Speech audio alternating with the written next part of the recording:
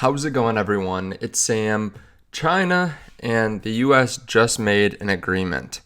They made an agreement on trade. We have the details. We know the new tariff rates.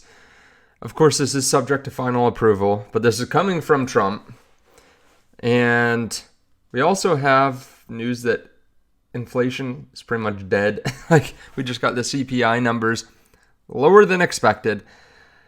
And China and the US are printing money. We have more and more companies buying Bitcoin, announcing hundreds of millions of dollars of buys. Companies that aren't typically issuing debt to buy Bitcoin or selling shares, they are starting to now. If you don't mind, hit subscribe so you can see future videos just like this. If you want to trade crypto, there's a link underneath the video to Bydfi. You can get between a 20 and 60% bonus depending on how much you deposit. And you can use crypto as collateral. For example, you can go over to derivatives, go down to CoinM, and you can actually trade crypto with crypto as collateral. For example, you can trade Bitcoin with Bitcoin. You can trade Solana with Solana. Usually you trade it with USDT, but this allows you to get even more exposure to these assets. And you get paid in the collateral that's going up. So if you long XRP, right, and I'm up 17% here, I'm getting paid 31 XRP, which is worth more than when I started. So you can get even better returns. Now, if you want to follow me on Rumble, there's a link to that underneath the video as well at the bottom of the description. Last night, we got news that the US and China agreed in principle on a framework for a new trade deal after 2 days of talks in London. Now today, we're getting the final deal, and the market's liking it so far. Bitcoin, let's just look over the last 5 minutes. You can see it's up about $700, $800. Of course, the market's not open. Typically, we'd see a little bit more play, a little bit more upside if the market was open. Traditional markets are up as well. S&P's up about 0.45%. Trump says, our deal with China is done, subject to final approval with President Xi and me. Full magnets and any necessary rare earths will be supplied up front by China. Likewise, we will provide to China what we agreed to, including Chinese students using our colleges and universities, which has always been good with me. We are getting a total of 55% tariffs, and China is getting 10%. Relationship is excellent. Thank you for your attention to this matter. Honestly, I'm a bit surprised that it's going this smoothly. I thought we would probably see more setbacks or more delays. Who knows? This deal's not 100% final, but it sounds like everyone's happy with it. So just kind of signing on the dotted line right now. But I don't remember exactly where tariffs were at while we pushed back tariffs. Like I know they were at 145% at one point, but I think this is lower than most people were maybe worrying, but maybe a little bit higher than people were hoping. But you can work with 55% tariffs on China. Some people will obviously move production somewhere else, but yeah, we'll see how the market reacts to this throughout the day, I suppose. CPI came in at 0.1% month over month. Expectation was 0.2%. Core came in at 0.1 versus the expectation of 0.3. So CPI year over year was 2.4. CPI core was 2.8 versus the expectation of 2.9.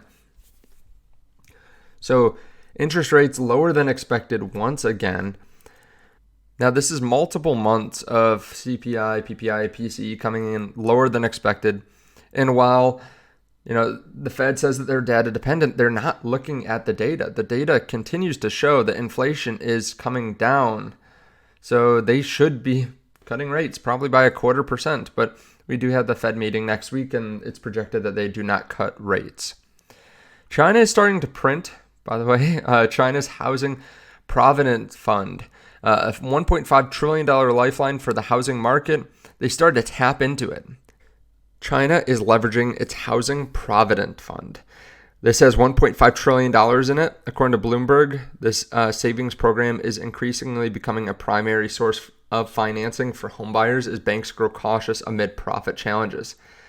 So the fund surpassed banks and loan issuance, with outstanding mortgages reaching 8.1 trillion won last year, which is well over $1 trillion, close to 1.2 trillion dollars.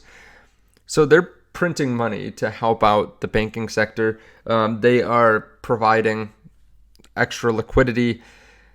I mean, the U.S. is doing similar things, printing money and trying to pass this big, beautiful bill. Everyone is printing. Interest rates are still high in the U.S. I think we're in for a very interesting rest of the year. And companies continue to buy more and more Bitcoin. IREN announces a proposed convertible notes offering.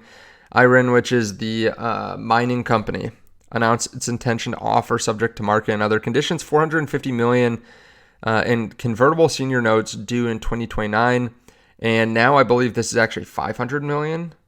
I think it actually got upsized. There's so much demand for these, and these companies continue to print these out of thin air to go buy Bitcoin. Printing fiat, printing shares to go buy Bitcoin, which is the hardest asset in the world.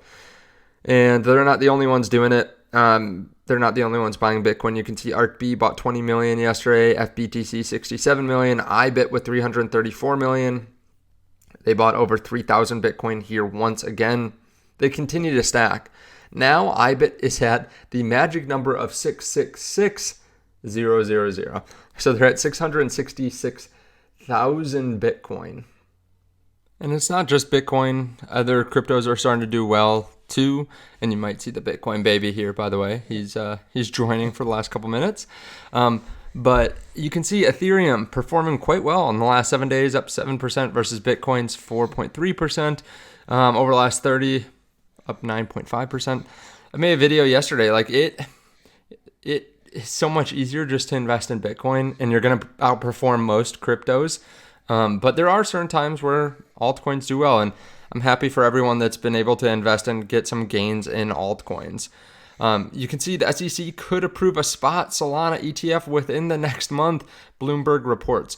So I still do hold some altcoins, but I'm 85 to 90% Bitcoin, to be clear. I'm very excited about the Solana ETF, spot ETFs with staking. I'm very excited about the Ethereum ETFs with staking. I do have some exposure to altcoins, but they are some of the largest altcoins for the most part. There are a couple smaller ones I hold as kind of moonshot bags, but I'm very excited about this. To be able to get passive income, get some staking income, I think is pretty cool. And I think it will draw a lot of inflows, honestly. Now, let me know your thoughts on all this underneath the video. We're seeing some green right now, but I could see a lot more later throughout the day, especially if there's some commentary from the administration on this new trade deal, especially once the market's open. They're not open for another half an hour or so right now. So I think this is going to be very exciting. If you've been able to buy crypto or been able to buy stocks over the last couple of months, like you've gotten a good deal. This has been a time where there's been so much fear in the market, but yet it's all short term. Almost all fear is short term. There's not any fundamental issues, cracking of the foundation in the financial world. So if you can buy assets on discounts in a time where there's money printing and the government's always going to bail you out, you're going to do well if you just have a long-term time horizon. Let me know your thoughts underneath the video. Again, if you want to trade, there are links underneath the video to Bydfi, BTCC, BTCC, and WEEX. I'll see you all in the next one.